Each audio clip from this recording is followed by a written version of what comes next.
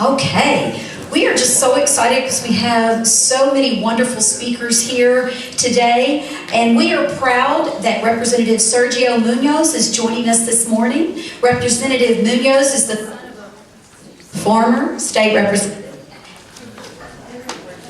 It's just the voice. And is it? Oh, well, I was told differently. Sorry. Okay, Representative Munoz, hold on. We're going to skip around here. Representative Dan Huberty is next on our agenda, and he is in his third term in the Texas House, representing District 127 in northern Houston, Harris County. Got our uncle people here.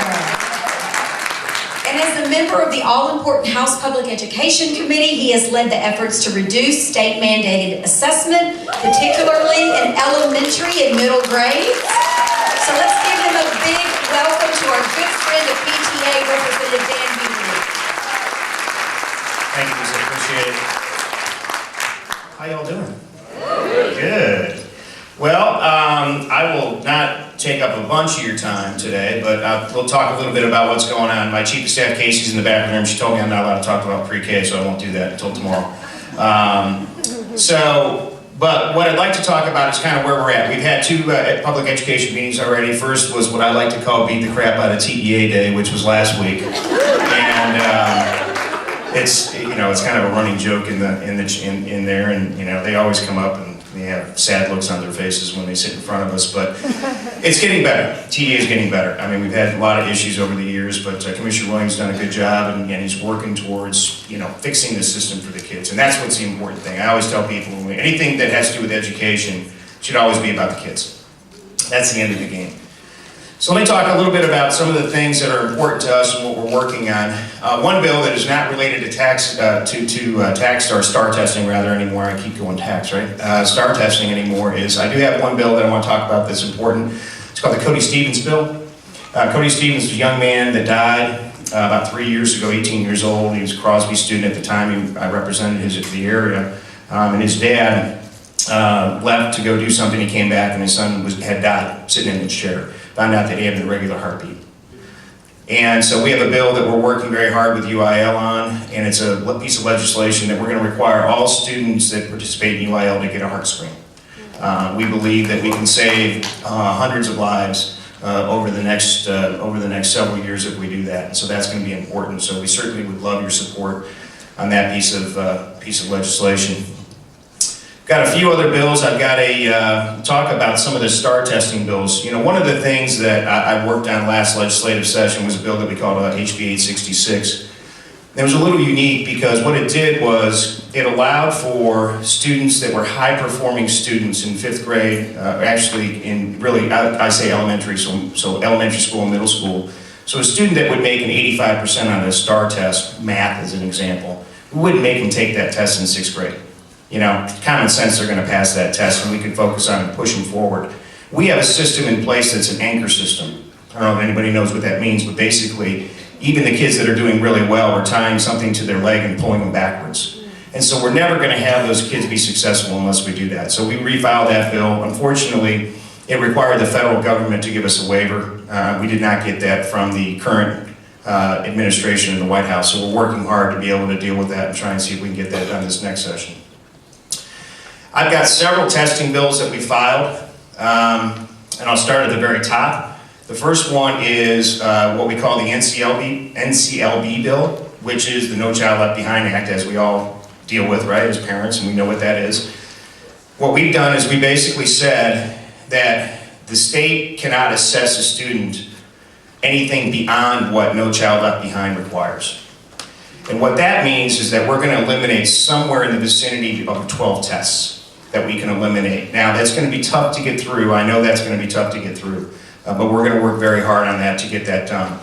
I'm hopeful that the new Congress and the new Senate in the United States is actually going to try and fix this law. They were required to actually revisit it in 2007 and have done nothing. Now there's a push from some of the congressmen and some of the senators to actually try and deal with this. So we're hopeful that whatever we pass will be based on whatever the federal requirements are to be able to go forward. Talk about some of the writing assessment bills. I've got HB 1468 and 1469. And I told the chairman of this bill, I said, it's kind of like, all the testing bills I have, it's kind of like going to Baskin Robbins, which flavor do you want, right? I'm going to try and pass everything that I can. These two are really important, I think, because what we've done is we've said, we require writing as a high-stakes test.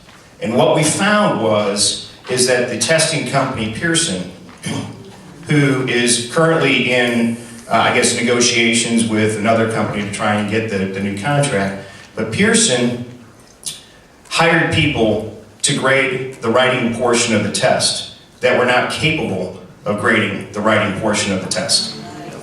And so there were instances where the superintendent, Wanda, out of Aldine, came to me and gave me perfect examples of how a student scored an 8 out of 10, but the reality was they should have gotten a 4 out of 10 because they didn't follow the syllabus and they didn't follow the correct methodology. So what we've done is this. In 3 through 8, we have said that in 4th and 7th grade, that test will no longer be a high-stakes test.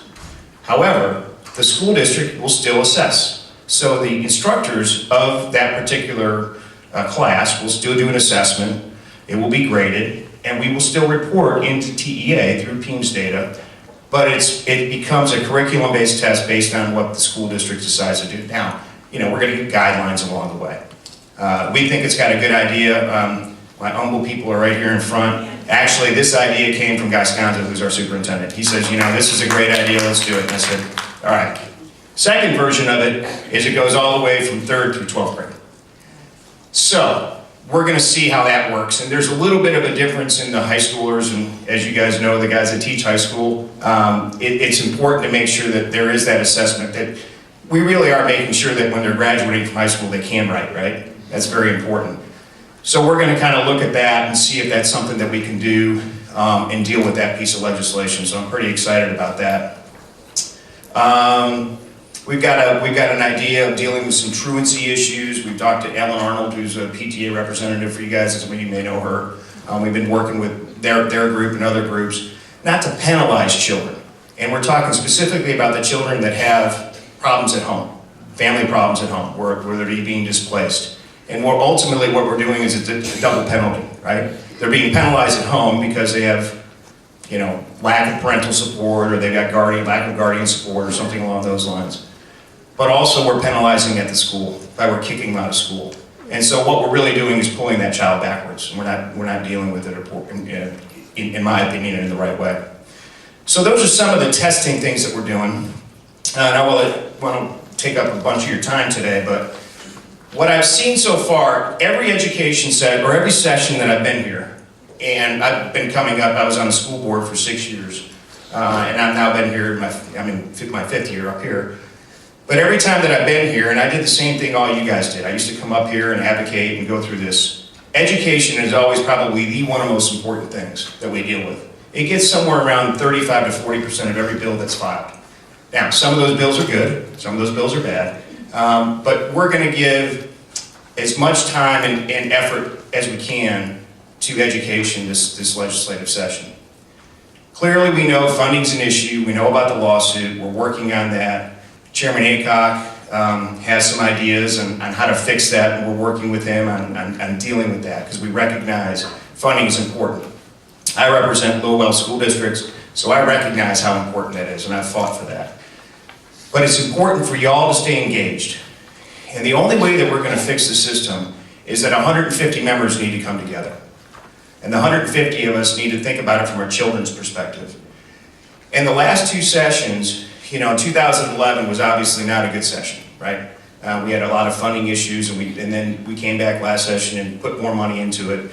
And I can tell you the base budget that we have on the House side has about $2.5 billion more this session than we had from last session. And so we're going to work with the Senate, and hopefully we can come together on where that's going to be. But that's still not fixing the problem. It is still a significant problem. And it's kind of like when you paint a wall and you don't take the paint off and you keep putting more and more paint on it. All you have is layers and layers and layers of paint. And sooner or later, it's going to start chipping away, right?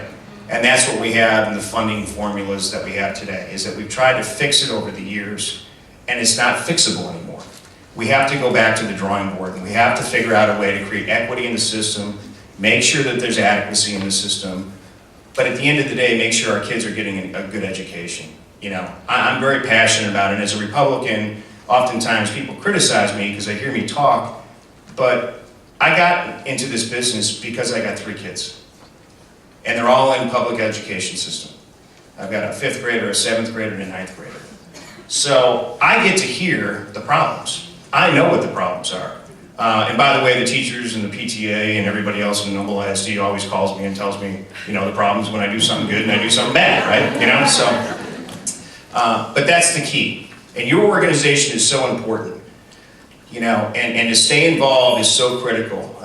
We are very active in our PTA back home. I encourage, you know, my other representatives to make sure that they stay involved. But you know, I'm an easy sell, I get it. But there's other members out there that don't, it's not that they don't care, it's a lot of them just don't understand. And that's your job, is to advocate on behalf of these kids, and advocate on behalf of your school districts. Because if you can do that effectively, you will be successful. So with that, I appreciate y'all being here today and making the effort to come up here today. We're going to work hard on behalf of the kids of the state of Texas, I promise you. You guys got great advocates working on your behalf on an everyday basis, making sure they're pushing the agenda of the PTA. Because without you, our kids would not be successful. Thank you. God bless Texas. Have a great day.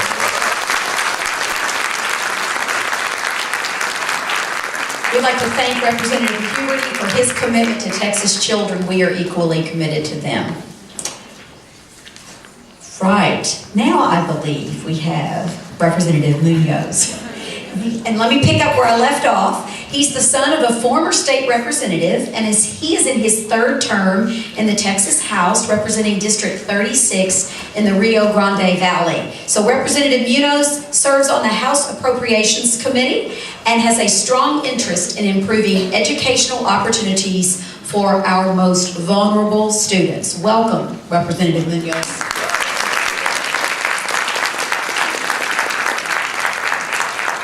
Good morning. And actually, Representative Huberty and I were classmates, so we both came in together in 2011, along with many of us that are still around, right, even though it's our 3rd term. But I think it was very important, a lot of the things that he said, especially when you talk about education, because that is not a Republican or a Democrat issue or an independent. Education is an issue that affects all of us in one way or another. And you know, I come from the Rio Grande Valley. I was a product of public schools, and you know, my mom was a longtime teacher, educator. My aunts are still in the educational field. So it's one of the things that we can attest to, that definitely whatever we do and the decisions that we make are not only going to be affecting us right now, but we also have to make decisions that are going to be affecting us for our future. And that's where I think a lot of times in what we're doing, you know, we need to take the politics out of it and just make a decision based on what we feel is going to be the right thing to do and the best thing to do. We all have children, we all have our future, a lot of things that we know are extremely important to us, especially the making the state continue to be a prosperous state in terms of having the educated workforce and the individuals ready to go out and get those jobs and do all those things. And when you just talk about money and appropriations, you know, a lot of times people say, well, money isn't everything. Well, but you know what? When you're dead last in what we invest in our kids, in our schools, in pre-K programs and everything that's going to do, money does matter. Because that's an issue, whether it's equity, whether it's trying to create a balance for all of us all over the state, all of those issues do matter. Because if we're not going to be investing the same amount of money in our students throughout the state, then we're obviously going to be creating disparity in terms of the outcomes that we expect. And one of the things that we've been trying to work on from the very beginning, and just understanding the importance of education, because it was always told to me from the very beginning, right? Education is the greatest equalizer for all of us. You know, it gives us knowledge, knowledge is power, and with that power we're able to do a lot of things that we really thought were not possible. And one of the things that we worked on from the very beginning has been full-day pre-K. One of the issues that was put on the chopping block in 2011 because of the budget cuts really slashed a lot of the fundings to help a lot of our school districts provide that full day pre-K. What you ended up seeing is that some of our school districts either had to foot the bill completely, or a lot of them, because of the economic conditions, really had to scale back and provide the half-day pre-K. And for all of us that follow this issue and see not only the research and read and understand it, we all can appreciate, right, that the sooner that we're able to reach some of these kids and give them those opportunities, the research shows that their ability to perform and develop their skills surpasses a lot of the students that have a half-day pre-K. So with House Bill 391, what we're trying to do is bring back that full-day pre-K to our state, across the state, but also make sure that the state of Texas is going to be providing the adequate funding to make this happen. As a state, we need to reorganize and reprioritize, right, really what is important to us. And it should be the education of our children. It should be preparing us for the betterment of our community. And the money shouldn't always be decided by the court system, right? I mean, it's kind of unfortunate that every 10 years and so forth, the only way that we're really looking at equity and trying to put in the right amount of money is due to court intervention and the court saying that, you know, our system is inherently flawed. But that shouldn't be the way we should do things. I mean, we're all elected to make decisions. Sometimes they might not be the most popular, but we can't keep on kicking the can down the road and say, well, we'll worry about it next session. Let's just kind of, you know, make sure we have enough money there for enrollment growth and just a little bit to make it happen. But, you know, next session we're facing the same problems that we're facing today. So as we go forward, you have my support, and you have you know, not only my support, but that of my colleagues and all of us, as you heard Representative Huberty say, that, you know, we really have to come together, put politics to the side, and make decisions that I think are for the betterment of all of us here. And if we can do that, I think we can move the state forward. If we can do that, we can transform and have a positive impact in all of these students' lives. So whether it's House Bill 391, asking for full-day pre-K, there's other initiatives out there that Representative Farney have, or Representative Johnson have throughout the state that talk about the same issue. But we really just need to work on something and get it done and make sure it works. But with the help of each one of you, as was mentioned earlier, talking to our colleagues and letting them know how important these issues are, the ability for us to be successful and make it happen are a lot higher, you know, without that. So all of us have an opportunity to make this role better and to leave it better than how we found it when we started. And I just want you to know that not only do I appreciate you all giving me the opportunity to share a few words, but I'm also here in support with you and want to work with you to make sure that we can make all of these initiatives a success for all of us. So thank you once again for your time. God bless all of you, and may God continue to bless our great state of Texas. Thank you.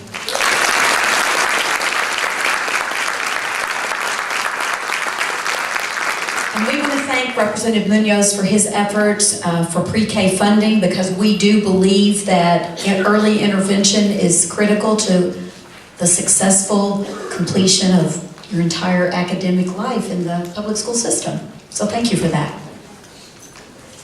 Okay. I neglected to mention, and I'm trying to find my envelope here, there is another element to your packet that I wanted to make sure that you were aware of. And I am failing to see mine. But there is an envelope. We're getting one, but I'll try to talk to it. You have an envelope, and inside of that there are two things. There is a sticker, a decal, I believe, that we want you to leave. Maybe you don't have it yet, because I see some people shaking their heads. But let me talk about it, and then you'll know what it is when you get it. Along with this pamphlet that we want you to leave with those that you visit, we'd like for you to leave a Back to Future decal with them. And we also have provided postcards, because not only is the visit important that you make today, but the follow-up is also equally important. So we would like for you to take the time to send them a postcard in the next couple of days to let them know that you appreciated the time that they gave you, and to once again, this is what it looks like, to remind them of what your priorities are as a PTA representative, and to just ask for continue to ask for their support. This is the postcard. And then, I don't think I brought it all the way out. Hold on one second. The decal. Here are the decals. And then we also want you to give us feedback on your visit. So please make sure that you return that to us so that we have a better appreciation for how your visit went. This is something else I would like for you all to consider. This is where I go off script a bit. Two representatives mentioned the importance of PTA. And what I would like for you to do is, Representative Huberty in particular said, well, he's sold. He's a PTA member. Representative Farney, she's sold. She's a PTA member. You can ask the people that you visit with today to back the future when you make those visits. And you can invite them to go online to the Texas PTA website and click on joinpta.org. And they can find, if your school is not listed, your PTA, we need to talk to you about how to get your school campus listed. But you can also invite them to select a PTA to join so that each person that you visit with today can make a commitment to back the future and become a part of Texas PTA, because it is a partnership as we advocate together for the betterment of the students of this great state. So how many people are going to do that? I want to see a show of hands. You're going to ask your people that you visit with today to back the future and join PTA. Awesome. Okay, back on script. Or maybe it was in the script and I just didn't see it. All right. So you've heard about the priorities this morning, and we at Texas PTA and all of you in this audience, we actively work and monitor many other pieces of legislation. So in the program I talked about, you will find everything that you need, and I wish you great luck this afternoon when you do that. But there's more before you go off to have your lunch and also make your visits. We're going to have our rally. We made the decision to continue to have everything indoors today because we weren't sure what the weather would do. So we're going to have the rally back here in the auditorium. But right now you're going to have a short break so that we can get set up for it. Following the rally is when you will go ahead and take your lunch break and then begin your visits, and then come to our facility at 408 if you have time. So rally starts at 11:30, so we have a little time. So I encourage you to go out and maybe get oriented to the area, the building, perhaps take a bathroom break if you need to, but you need to come back here for the rally. Yes, ma'am. So the question is, if you didn't get the stickers, where do you get them at? The materials are still out front, Darren? In the materials packets, the envelopes that you talked about, that is one per group that you can have there, and you'll pick those up after the rally. So they're not out right now. After the rally, you can go by and pick up the packets. Are there any other questions?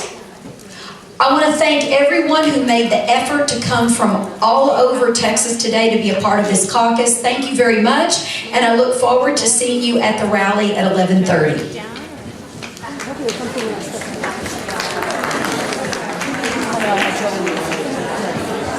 They got set up for it. We got posters up. We're trying to get we don't got